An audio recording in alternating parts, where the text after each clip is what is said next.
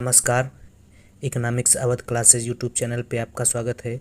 आज की क्लास में हम लोग भारतीय अर्थव्यवस्था के अंतर्गत आने वाले एक महत्वपूर्ण टॉपिक भारत में होने वाली कृषि क्रांतियों के बारे में अध्ययन करेंगे। भारत में कृषि क्रांतियों के अध्ययन के पूर्व हम लोग भारत में कृषि के बारे में कुछ महत्वपूर्ण बातों को जान लेते हैं। उसके बाद भारतीय कृषि में विभिन्न क्रांतियाँ जैसे हरित क्रांति, द्वितीय हरित क्रांति, सदाबहार क्रांति, गोल क्रांति, धूसर क्रांति, ग्रे क्रांति, श्वेत क्रांति आदि विभिन्न क्रांतियों के जनक, क्या कारण था क्रांति लाने का और किस वर्ष क्रांति लाई गई, इन सब के बारे में विस्तार से अध्ययन करेंगे। तो आज की जो यह क्लास है वह सभी कॉम्पिटिटिव विद्यार्थियों के लिए महत्वपूर्ण है। अगर भारत में कृषि की भी बात की जाए तो भारत एक कृषि प्रधान देश है। यहाँ कई प्रकार की खेती की जाती है, जिसमें रख रखाव, व्यावसायिक खेती, व्यापक और गहन खेती, वृक्षारोपण खेती और मिश्रित खेती प्रमुख हैं। ऐसे कई कारक हैं जो भारत में कृषि फार्म चलाने को प्रभावित करते हैं, और ये सभी प्रथाएं जानवरों, मानसून और फसलों पर निर्भर करती हैं। भारत में फसलों को मुख्य रूप से 4 वर्गों में वर्गीकृत किया गया है, जिसमें खाद्य फसलें, वृक्षारोपण फसलें, नकदी फसलें और अन्य फसलें आती हैं।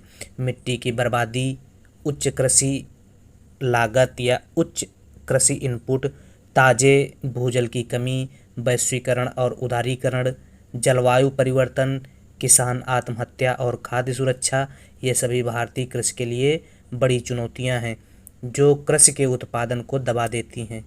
इन्हीं सब चुनौतियों को ध्यान में रखते हुए 1966-67 में भारत में कृषि क्रांति प्रारंभ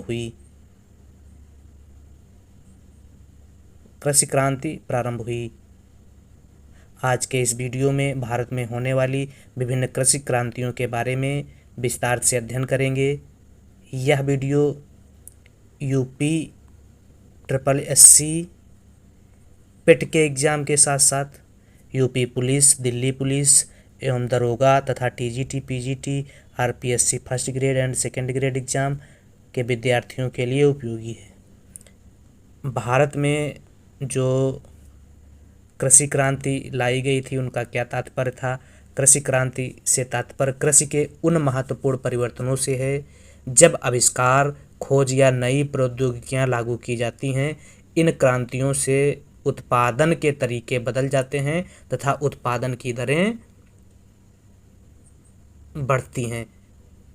मतलब नव प्रवर्तन से कृषि क्रांतियों का संदर्भ लिया जा सकता है। भारत में विभिन्न कृषि क्रांतियां हुई और कृषि क्षेत्र में एक बिल्कुल नए युग की शुरुआत हुई। कृषि क्रांतियों ने भारतीय कृषि को तेजी से बढ़ने में मदद की और नए अवसर पैदा किए। तो इस प्रकार से कृषि क्रांतियां जो हैं उत्पादन एवं उत्पादकता को बढ़ाने में सहायता करती है तथा नए तरीके से खेती करने के उपाय सुझाती है। इन क्रांतियों की बदौलत भारत में कृषि उत्पादकता में वृद्धि हुई। कृषि उत्पादकता या खाद्यान्न उत्पादकता में वृद्धि में सबसे ज़्यादा योगदान हरित क्रांति का रहा। भारत में हरित क्रांति की शुरुआत 1966 में तीसरी पंचवर्षीय योजना के समय की गई थी। हालांकि 1966 में जब वार्षिक योजना प्रारंभ हुई थी तब हरित क्रांति की शुरुआत की गई थी। हरित क्रांति का अगर नाम की बात की जाए तो विलियम गेट द्वारा हरित क्रांति नाम दिया गया था। अंतर्राष्ट्रीय स्तर पर हरित क्रांति के जनक डॉक्टर नॉर्मन ई बोरलॉग को माना जाता है और नॉर्मन ई बोरलॉग को 1970 में नोबेल का शांति पुरस्कार दिया गया। यह क्वेश्चन पूछा जाता है कि अंतर्राष्ट्रीय स्तर पर हरित क्रांति का जनक किसे माना जाता है, तो नॉर्मन डी बोरलॉग को माना जाता है। और नॉर्मन डी बोरलॉग को कौन सा नोबेल पुरस्कार दिया गया था यह भी पूछा जाता है, तो शांति का नोबेल पुरस्कार नॉर्मन डी बोरलॉग को दिया गया था। अगर भारत में हरित क्रांति के जनक की बात की जाए तो भारत में हरित क्रांति के जनक डॉक्टर MS स्वामीनाथन को माना जाता है। बोरलॉग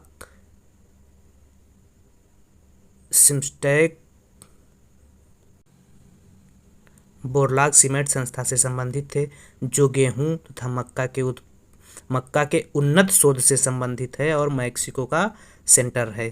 तथा इन्होंने गेहूं की प्रजाति लर्मा रोजो तथा सोनार 64 विकसित की, जिसके कारण भारत में हरित क्रांति आई।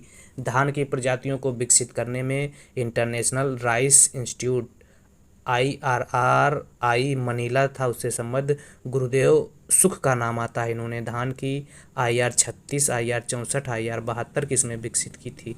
भारत में हुई हरित क्रांति के संदर्भ में कुछ महत्वपूर्ण तथ्य हैं, उनको जान लेते हैं। तो भारत में हरित क्रांति का प्रारंभ 1966 खरीफ फसल से माना जाता है। खरीफ फसल का मतलब हुआ मक्का एवं चावल की फसल से हरित क्रांति का प्रादुर्भाव या प्रारंभ भारत में माना जाता है। हरित क्रांति का प्रभाव प्रारंभिक रूप से गेहूं, ज्वार, बाजरा तक सीमित रहा। हरित क्रांति का प्रभाव गेहूं पर अधिक केंद्रित रहा या सर्वाधिक गेहूं पर देखने को मिला। तिलहन, कपास तथा जूट के संबंध में हरित क्रांति का प्रभाव कम दिखाई पड़ा तथा दाल के उत्पादन में इसका कोई प्रभाव नहीं पड़ा हरित क्रांति का। अगर क्षेत्र की बात की जाए, हरित क्रांति किस क्षेत्र में ज़्यादा प्रभावी रही, तो पंजाब, हरियाणा, पश्चिमी उत्तर प्रदेश तथा आंध्र प्रदेश, महाराष्ट्र, तमिलनाडु के कुछ जिलों में हरित क्रांति का प्रभाव ज़्यादा दिखाई पड़ा। इसके अलावा भारत में हरित क्रांति उन्नत बीज, उर्वरक तथा सिंचाई के संयोग के परिणाम हुई थी, इसलिए इसे उन्नत बीज, उर्वरक तथा सिंचाई क्रांति भी कहा जा सकता है। यह हरित क्रांति मुख्य रूप से खाद्यान्नों के उत्पादन में वृद्धि से संबंधित थी।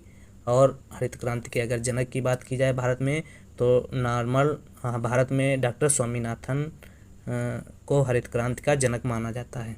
द्वितीय हरित क्रांति क्या थी या सतत हरित क्रांति क्या है, इसके बारे में जान लेते हैं। 25 जनवरी 2006 को MS स्वामीनाथन ने कोयम्बटूर में हरित क्रांति के बाद सतत हरित क्रांति विकास की बात कही थी। भारत में पहली हरित क्रांति जहां एक तरफ देश को खाद्य की समस्या से काफ़ी हद तक निजात दिलाने में सफल रही और देश को एक खाद्य आयातक देश से खाद्य निर्यातक देश में बदल दिया प्रथम हरित क्रांति ने, तथा दूसरी तरफ कृषि क्षेत्र में नवीनतम गतिविधियों को बढ़ावा भी दिया और इससे कृषि आधारित उद्योगों को एक नया आयाम मिला। परंतु जैसे जैसे हरित क्रांति आगे बढ़ती गई, ठीक उसी प्रकार उत्पादकता में ठहराव आता गया और वर्ष 2000 के आसपास द्वितीय हरित क्रांति की शुरुआत की चर्चा मिलती है। 1998 में अटल बिहारी वाजपेयी ने सबसे पहले द्वितीय हरित क्रांति का उल्लेख किया था और वर्ष 2000 में घोषित राष्ट्रीय कृषि नीति में भी द्वितीय हरित क्रांति शुरू करने पर बल दिया गया था। और 2002 में APJ अब्दुल कलाम के राष्ट्रपति बनने के बाद द्वितीय हरित क्रांति को एक नया आयाम मिला तथा 25 जनवरी 2006 को MS स्वामीनाथन ने कोयम्बटूर में हरित क्रांति के बाद सतत हरित क्रांति की बात कही थी। और इस प्रकार से सबसे पहले सतत हरित क्रांति की बात या द्वितीय हरित क्रांति की बात MS स्वामीनाथन द्वारा कही गई थी। सतत हरित क्रांति में MS स्वामीनाथन ने जैविक खेती को बढ़ावा देना, मिट्टी को अधिक स्वास्थ्य तथा उर्वरक बनाने, किसानों को उचित मूल्य पर साख व्यवस्था कराने पर बल दिया। सतत हरित क्रांति को डॉक्टर मनमोहन सिंह ने द्वितीय हरित क्रांति की संज्ञा दी थी। सतत या ग्रीन रेवोल्यूशन एवरग्रीन रेवोल्यूशन को डॉक्टर मनमोहन सिंह ने द्वितीय हरित क्रांति की संज्ञा दी थी। द्वितीय हरित क्रांति की बात सबसे पहले डॉक्टर APJ अब्दुल कलाम ने की थी। द्वितीय हरित क्रांति की संकल्पना दो अर्थों में प्रयुक्त होती है। पहली जो संकल्पना है पोषणी या हरित कृषि के रूप में। क्या है पोषणी या हरित कृषि के रूप में द्वितीय हरित क्रांति की संकल्पना? इसके अंतर्गत निम्नलिखित बातें उल्लेखनीय है। कौन कौन सी? रासायनिक उर्वरकों के स्थान पर बायो उर्वरक का प्रयोग करना चाहिए तथा रासायनिक कीटनाशकों के स्थान पर बायो कीटनाशक का प्रयोग करना चाहिए। द्वितीय हरित क्रांति में बताया गया। जल तथा पर्यावरण का संरक्षण करना चाहिए। संतुलित क्रॉपिंग पैटर्न को अपनाए रखना चाहिए। इसके अलावा जो सेकेंड नंबर की बात है तो उसमें बताया गया कृषि वस्तुओं विशेष रूप से खाद्यान्नों के उत्पादन में तेजी से वृद्धि लानी चाहिए। द्वितीय हरित क्रांति कृषि क्षेत्र की संपूर्ण क्रांति है। यह संपूर्ण कृषि क्रियाओं से संबंधित है, जैसे खाद्यान्नों के अलावा नगद फसल, पशुपालन, dairy, poultry farm, piggery farm, मत्स्यिकी, रेशम आदि। तथा द्वितीय हरित क्रांति कृषि क्षेत्र की सबसे अधिक महत्वाकांक्षी योजना है। इसके विस्तृत फैलाव के कारण द्वितीय हरित क्रांति को इंद्रधनुषीय क्रांति या रेनबो रेवोल्यूशन के नाम से भी जाना जाता है। तो द्वितीय हरित क्रांति को इंद्रधनुषीय क्रांति भी कहा जाता है। और द्वितीय हरित क्रांति में लगभग सभी कृषि से संबंधित सभी उत्पादनों को शामिल किया गया था। अब स्वर्ण क्रांति क्या है? अगली जो क्रांति है वह है स्वर्ण क्रांति। स्वर्ण क्रांति बहुत एग्जाम में पूछा जाता है और वेरी इंपॉर्टेंट है। तो इसके जो स्वर्ण क्रांति के जनक हैं वह है निरपख टुटेज। इन्होंने क्या कहा? स्वर्ण क्रांति बागवानी, शहद और फलों के उत्पादन के क्षेत्र में उत्पादकता में वृद्धि से संबंधित है। तो स्वर्ण क्रांति जो है बागवानी, शहद और फलों के उत्पादन के क्षेत्र में उत्पादकता से संबंध रखती है। सिंपल है, याद करने वाली चीज़ है। और अगला नीली क्रांति एक्वाकल्चर। इसकी शुरुआत 1985-90 के बीच 7वीं पंचवर्षीय योजना में की गई थी। तो नीली क्रांति का उद्देश्य मत्स्य पालन में वृद्धि के माध्यम से भारत की आर्थिक स्थिति को बढ़ावा और खाद्य पोषण सुरक्षा में योगदान देना है।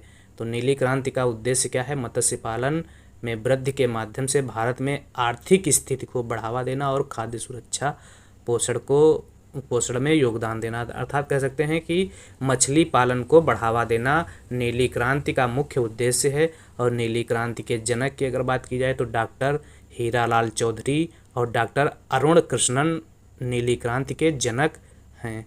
इसके अलावा एक अगली क्रांति श्वेत क्रांति क्या है?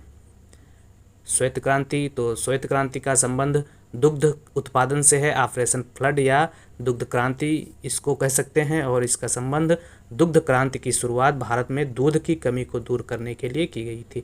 तो दूध उत्पादन से जो संबंध रखने वाली समिति है वह है श्वेत क्रांति। और श्वेत क्रांति की शुरुआत 13 जनवरी 1970 में की गई थी।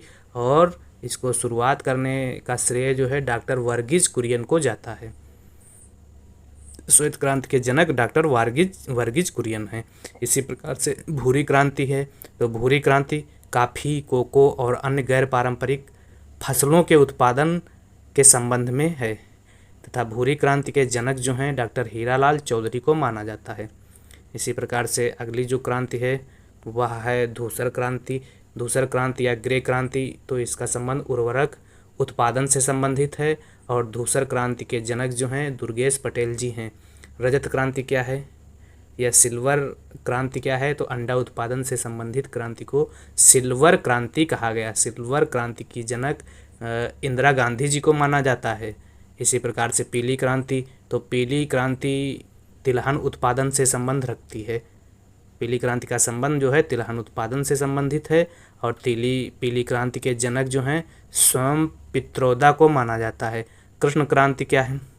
तो पेट्रोलियम उत्पादन से संबंधित जो क्रांति है वह कृष्ण क्रांति है। तथा इसमें एथेनॉल और बायोडीजल उत्पादन के संबंध में भी बात की गई है। तो इस प्रकार से कृष्ण क्रांति का जो संबंध है वह पेट्रोलियम उत्पादन से है। तथा लाल क्रांति टमाटर एवं मांस उत्पादन से संबंधित क्रांति को लाल क्रांति कहा जाता है। लाल क्रांति 1980 के दशक में लाई गई और लाल क्रांति के जनक विशाल तिवारी को माना जाता है। लाल क्रांति के जनक विशाल तिवारी को माना जाता है। तो इस प्रकार से लाल क्रांति के जनक विशाल तिवारी हैं। और टमाटर एवं मांस उत्पादन से संबंधित जो क्रांति है वह लाल क्रांति है। गुलाबी क्रांति झींगा मछली के उत्पादन से संबंधित क्रांति, झींगा मछली के उत्पादन से संबंधित क्रांति को गुलाबी क्रांति की संज्ञा दी जाती है। और दुर्गेश पटेल गुलाबी क्रांति के जनक कहे जाते हैं। बादामी क्रांति मसालों के उत्पादन में वृद्धि से संबंधित क्रांति को बादामी क्रांति का नाम दिया गया है। इसी प्रकार से इंद्रधनुषी क्रांति या सतत क्रांति, तो इसको जान चुके हैं हम लोग, सभी क्षेत्रों में उत्पादन में वृद्धि द्वितीय हरित क्रांति से संबंधित है या इंद्रधनुषी क्रांति से संबंधित है। गोल क्रांति क्या है? आलू के उत्पादन एवं उपज को बढ़ाने के लिए भारत सरकार द्वारा शुरू की गई क्रांति क्या है? गोल क्रांति कहलाती है। इसी प्रकार से अमृत क्रांति क्या है? नदियों को जोड़ने की परियोजना अमृत क्रांति कहलाती है। तो इस प्रकार से आज की इस क्लास में हम लोगों ने विभिन्न क्रांतियों के बारे में अध्ययन किया। क्रांति का संबंध किससे है या किस फसल के उत्पादकता या उत्पादन से है तथा उस क्रांति के जनक किसे माना जाता है, इन सब के बारे में अध्ययन किया। अब यहाँ से क्वेश्चन क्या क्या बनने की उम्मीद है, किस प्रकार से बन सकता है? जैसे क्वेश्चन बन सकता है कि बादामी क्रांति का संबंध है किससे है? तो ऑप्शन दे देगा उसमें मसाला उत्पादन से, झींगा मछली उत्पादन से, या कह सकता है द्वितीय हरित क्रांति से, या आलू उत्पादन से। 4 ऑप्शन दे देगा, उसमें से एक पूछेगा कि बादामी क्रांति का संबंध है। इसी प्रकार से पूछ लेगा कि अमृत क्रांति का संबंध क्या है, किससे है, या इसी प्रकार से पूछ लेगा दुर्गेश पटेल किस क्रांति के जनक माने जाते हैं, या पूछ सकता है कि कृष्ण क्रांति का संबंध किससे है। ऑप्शन दे देगा तिलहन उत्पादन से, पेट्रोलियम उत्पादन से, टमाटर उत्पादन से, या अंडा उत्पादन से। इसी प्रकार से दे देगा।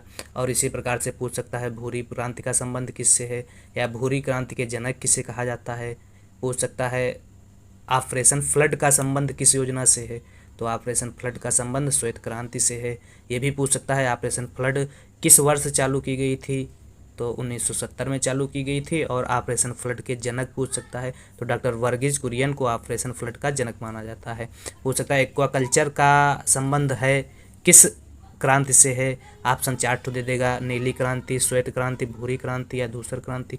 तो एक्वाकल्चर का संबंध जो है नीली क्रांति से है, याद रखने वाली बात है। और अगर जनक पूछा जाए तो डॉक्टर हीरालाल चौधरी और डॉक्टर अरुण कृष्णन एक्वाकल्चर क्रांति के जनक माने जाते हैं। इसी प्रकार से पूछ लेगा कि स्वर्ण क्रांति का संबंध किससे है, तो स्वर्ण क्रांति का संबंध बागवानी या शहद उत्पादन और फलों के उत्पादन से है। इसी प्रकार से पूछ सकता है द्वितीय हरित क्रांति को और किस नाम से जाना जाता है, तो द्वितीय हरित क्रांति को और इंद्रधनुषी क्रांति तथा सतत हरित क्रांति के नाम से भी जाना जाता है। या कह सकता है कि इंद्रधनुषी या सतत क्रांति के नाम से अन्य किस क्रांति को जाना जाता है, तो द्वितीय हरित क्रांति को सतत या इंद्रधनुषी क्रांति के नाम से जाना जाता है। क्वेश्चन ऐसे भी पूछ सकता है कि द्वितीय हरित क्रांति की बात सबसे पहले किसने की थी, तो द्वितीय हरित क्रांति की बात सबसे पहले APJ अब्दुल कलाम द्वारा की गई थी। या इसे पूछ सकता है सतत हरित क्रांति को डॉक्टर मनमोहन सिंह ने क्या कहा, तो सतत हरित क्रांति को डॉक्टर मनमोहन सिंह ने द्वितीय हरित क्रांति कहा था। इसके अलावा क्वेश्चन पूछने में पूछा जा सकता है कि हरित क्रांति के जनक किसे कहा जाता है, या हरित क्रांति का संबंध किससे है, तो हरित क्रांति का संबंध जो है खाद्यान्न उत्पादकता में वृद्धि से है, या खाद्यान्न उत्पादन को बढ़ाने के संबंध से है। या पूछ सकता है हरित क्रांति भारत में कब शुरू की गई, तो हरित क्रांति भारत में 1966 में शुरू की गई थी। और हरित क्रांति किस फसल, रबी, खरीफ या जायद में से किस फसल से चालू की गई थी, तो हरित क्रांति खरीफ की फसल से चालू की गई थी। खरीफ की फसल का मतलब हुआ चावल, मक्का की फसल से हरित क्रांति चालू की गई थी। और अंतर्राष्ट्रीय स्तर पर अगर पूछ लिया जाए हरित क्रांति के जनक किसे कहा जाता है, तो नॉर्मन ई बोरलॉग को अंतर्राष्ट्रीय स्तर पर हरित क्रांति का जनक कहा जाता है। और ये भी पूछता है कभी कभी क्वेश्चन कि नॉर्मन ई बोरलॉग को कौन सा नोबेल पुरस्कार दिया गया, तो नॉर्मन ई बोरलॉग को शांति का नोबेल पुरस्कार दिया गया था। इसी प्रकार से पूछ सकता है कि भारत में हरित क्रांति के जनक कौन हैं, तो भारत में हरित क्रांति के जनक डॉक्टर MS स्वामीनाथन को माना जाता है। इसी प्रकार से अगला क्वेश्चन जो बन सकता है कि हरित क्रांति का सबसे ज़्यादा प्रभाव किस फसल पर देखने को मिला, तो हरित क्रांति का सबसे ज़्यादा प्रभाव जो है वह गेहूं या कह सकते हैं मोटे अनाजों पर देखने को मिला। इसी प्रकार से पूछ सकता है कि हरित क्रांति किस फसल के संबंध में प्रभावी नहीं थी, तो हरित क्रांति कपास, तिलहन, दलहन और जूट के संबंध में प्रभावी नहीं थी या कम प्रभाव देखने को मिलता था। इसी प्रकार से पूछ सकता है कि हरित क्रांति भारत के किन क्षेत्रों में अधिक प्रभावी रही, तो हरित क्रांति भारत में पंजाब, हरियाणा, पश्चिमी उत्तर प्रदेश तथा आंध्र प्रदेश और महाराष्ट्र में ज़्यादा प्रभावी रही। तो आज की इस वीडियो में हम लोगों ने हरित क्रांति के संबंध में कुछ महत्वपूर्ण क्रांतियों के, हरित क्रांति तथा कृषि से संबंधित जितनी भी क्रांतियां हैं उन क्रांतियों के बारे में विस्तार से अध्ययन किया तथा परीक्षा में क्या क्या प्रश्न पूछे जा सकते हैं उन प्रश्नों पर भी विस्तार से हम लोगों ने चर्चा की। तो आज की यह क्लास जो है आगामी समस्त परीक्षाओं के लिए महत्वपूर्ण है और यहाँ से क्वेश्चन मिलने की संभावना रहती है और यह फैक्ट याद करने वाले हैं। तो वीडियो देखने के लिए बहुत बहुत धन्यवाद। वीडियो अगर अच्छी लगी हो तो लाइक, चैनल को सब्सक्राइब करें और चैनल को अपने दोस्तों तक शेयर करें जो आगामी आने वाली यूपी SSSC पेट परीक्षा के लिए बहुत महत्वपूर्ण है। और आज से लगभग हम 10 टॉपिक ऐसे कवर करेंगे जो पेट के एग्ज़ाम में अर्थशास्त्र के सिलेबस को कवर करेगा और यहाँ से क्वेश्चन मिलने की संभावना रहेगी।